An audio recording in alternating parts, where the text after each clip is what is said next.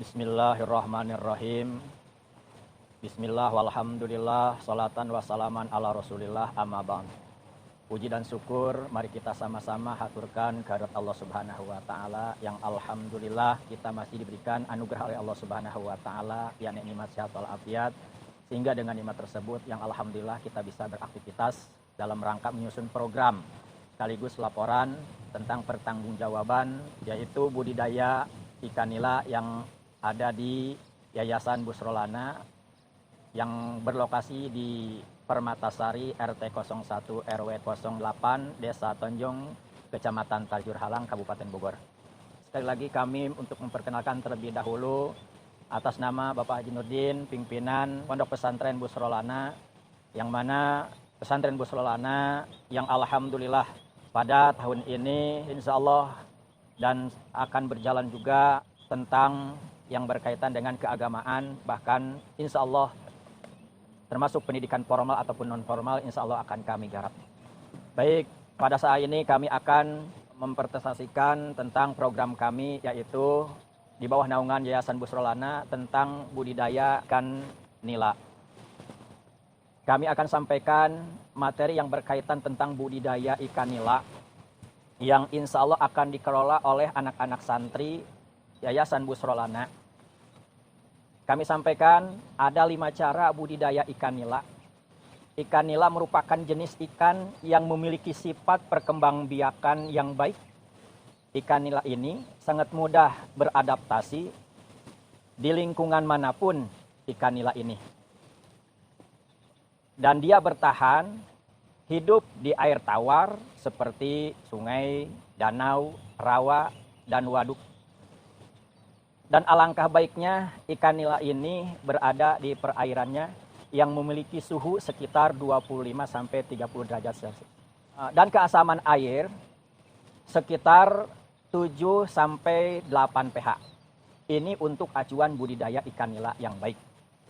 Ikan nila ini tergolong ikan pemakan segala jenis atau bisa disebut ikan omnivora. Pada umumnya ikan nila ini makanannya plankton dan beberapa tumbuhan air.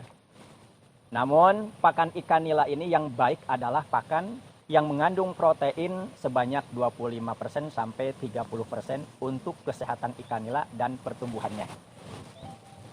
Akan kami sampaikan tahapan demi tahapan budidaya ikan nila. Yang pertama akan kami sampaikan dulu satu persiapan kolam.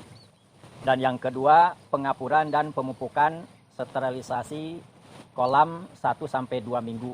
Dan yang ketiga pengairan yaitu sampai 1-2 minggu agar kena sinar matahari. Dan yang keempat memilih benih ikan nila dan tebar ideal. Dan yang kelima pemeliharaan budidaya ikan nila, pengendalian hama ataupun penyakit. Dan yang keenam pemberian pakan. Dan yang ketujuh masa panen ikan. Dan yang kedelapan adalah pemasaran. Baik. Beranjak ke tahapan yang pertama adalah persiapan kolam ataupun penangkaran ikan nila ini bisa dibudidayakan di berbagai jenis kolam. Bisa menggunakan kolam tanah, kolam semen, jaring terapung, bahkan tambak air. Di Pesantren Busrolana memilih budidaya ikan nila menggunakan kolam tanah. Alasannya adalah karena kolam tanah lebih mudah dibandingkan dengan jenis kolam ikan lainnya. Baik, langkah-langkah dan pengelolaan tanah untuk kolam tanah adalah yang pertama pengeringan dasar kolam terlebih dahulu. Bisa dijemur di terik matahari langsung selama 3-7 hari disesuaikan dengan kondisi cuaca. Sehingga permukaan tanah terlihat retak jika diinjak tanah itu maka akan meninggalkan jejak kaki dengan kedalaman sekitar 1-2 cm. Itu tandanya tanah sudah mengering. Dan yang kedua, setelah tanah dikeringkan, bajaklah tanah dengan kedalaman sekitar 10 cm. Usahakan tidak ada sampah, tidak ada kerikil dan kotoran, dan buang lumpur hitamnya yang berbau busuk. Yang kedua, keasaman tanah.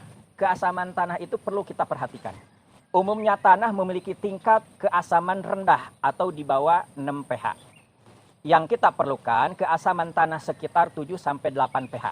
Maka kita perlu menetralkan tanah tersebut dengan melakukan yaitu pengapuran pada tanah itu sendiri.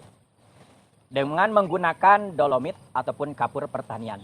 Lalu dosis pengapurannya harus seimbang dengan keasaman tanah tersebut.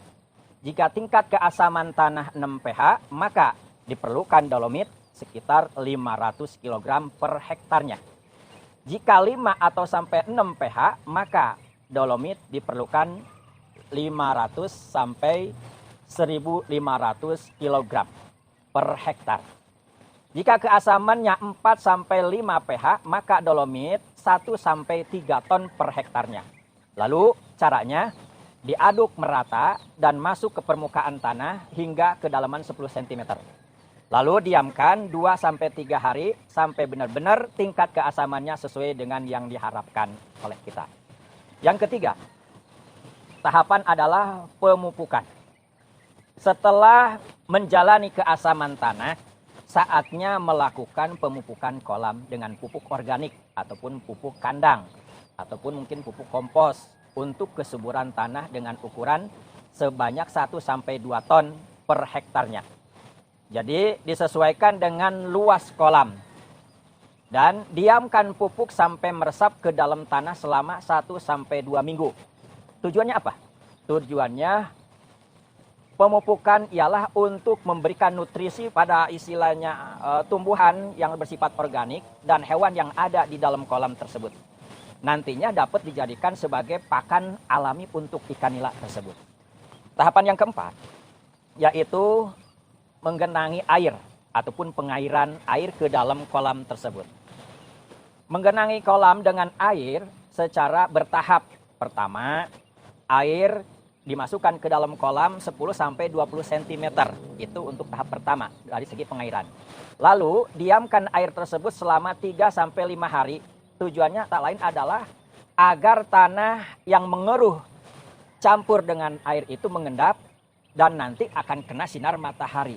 Lalu bisa ditambah kembali airnya sehingga mencapai minimal 60 sampai 75 cm per kedalaman air tersebut yang ada di dalam kolam. Tahapan yang kelima, memilih benih ikan nila.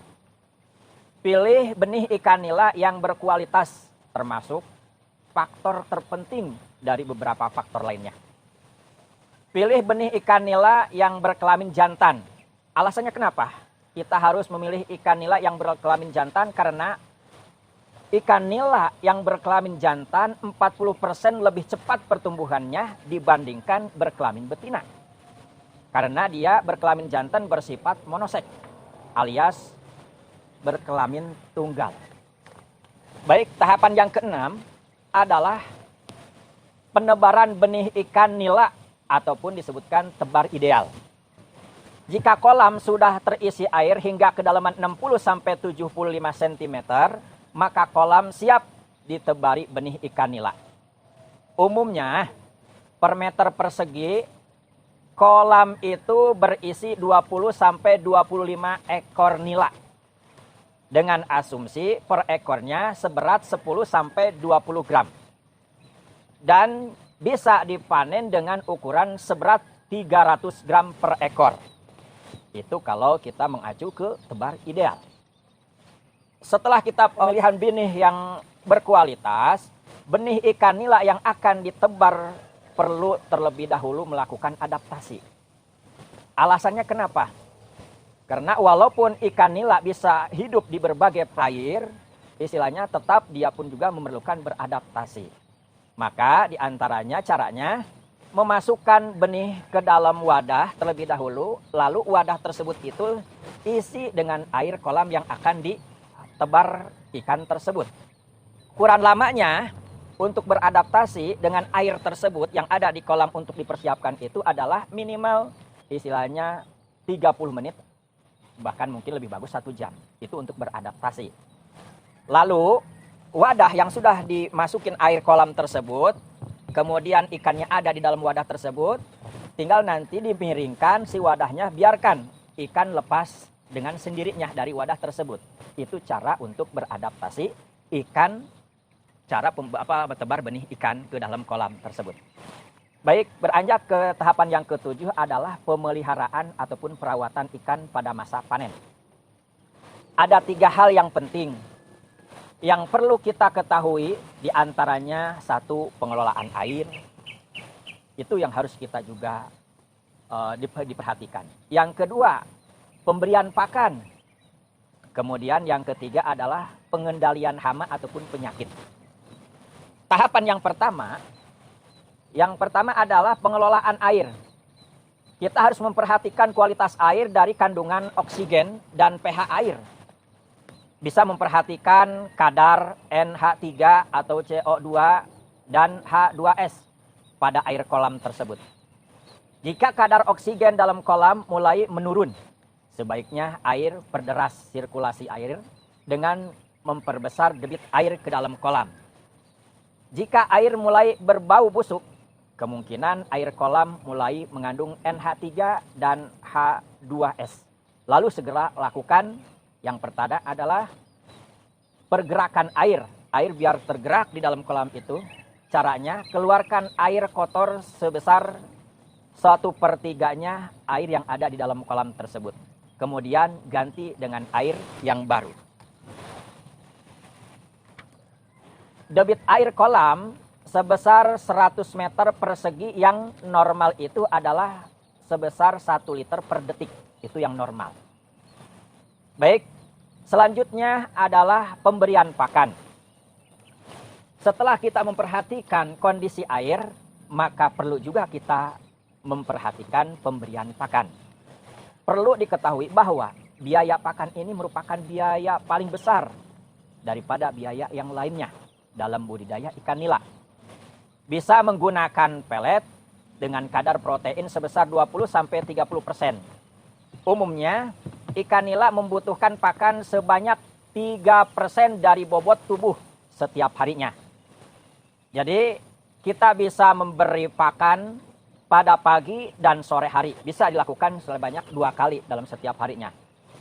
Lalu setiap 2 minggu sekali, ukur berat badan ikan nila dengan sampel 1 ekor.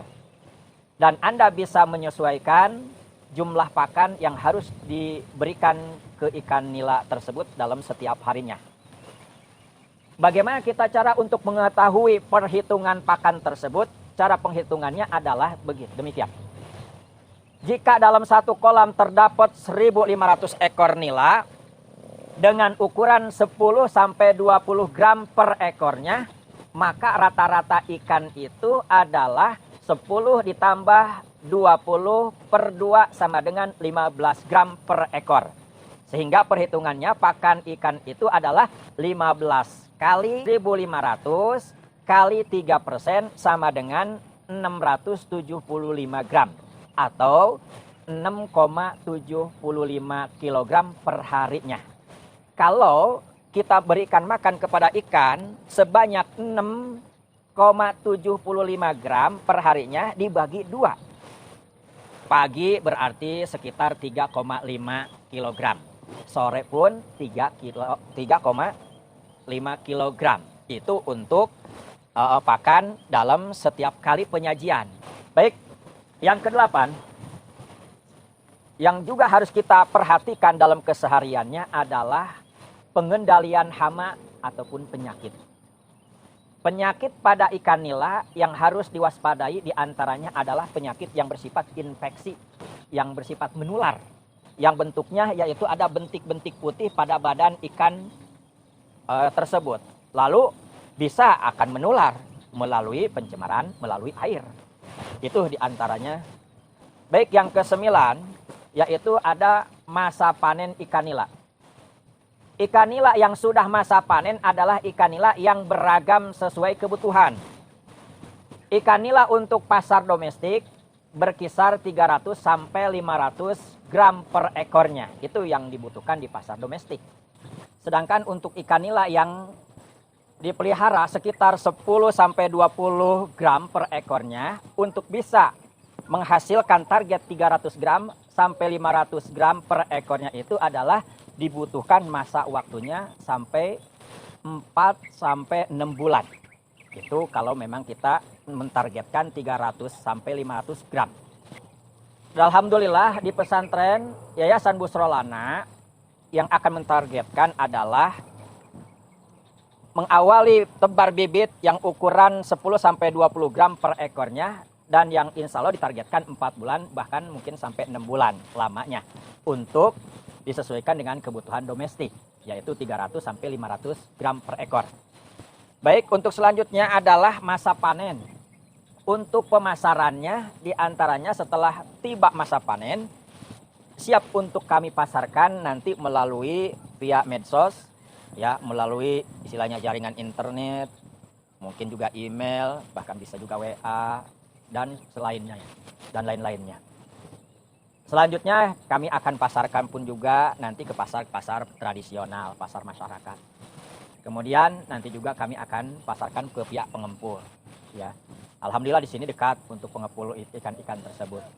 Kemudian nanti juga kami akan bisa pasarkan dengan para santri kepada warga-warga yang dekat. Bahkan mungkin bisa juga kami akan menyiapkan isinya lapak untuk penampungan ikan segar. Sekaligus istilahnya di situ, istilahnya menjual ikan segar. Itu nanti yang akan kami targetkan di Yayasan Busrolana. Terima kasih demi tahap yang kami sampaikan tentang cara budidaya ikan nila di pesantren Busrolana. Kami mengucapkan banyak-banyak terima kasih kepada YBM, yaitu Cinere Gandul, yang telah membantu program kami dengan sebagai donasi, sehingga mudah-mudahan kami bisa mempertanggungjawabkan atas amanah yang Bapak Ibu dari pihak PLN YBM yang kami sampaikan ke yayasan kami Busrolana, sehingga mudah-mudahan bermanfaat dan barokah. PLN Cinere Gandul tetap jaya dan meraih ridho Allah Subhanahu wa Ta'ala. Juga kami sebagai pengasuh Yayasan Busrolana, pengasuh para santri, yatim piatu dan duafa, sehingga mudah-mudahan selalu mendapatkan bimbingan dari Allah Subhanahu wa Ta'ala dan mencari dan mendapatkan juga ridho dari Allah Subhanahu wa Ta'ala. Program demi program yang kami programkan, sehingga mudah-mudahan Allah mudahkan kepada kami dan Allah juga barokahkan kepada putra dan putri peserta didik kami. Mungkin itu saja kami akhiri. Billahi taufiq wal hidayah. Assalamualaikum warahmatullahi wabarakatuh.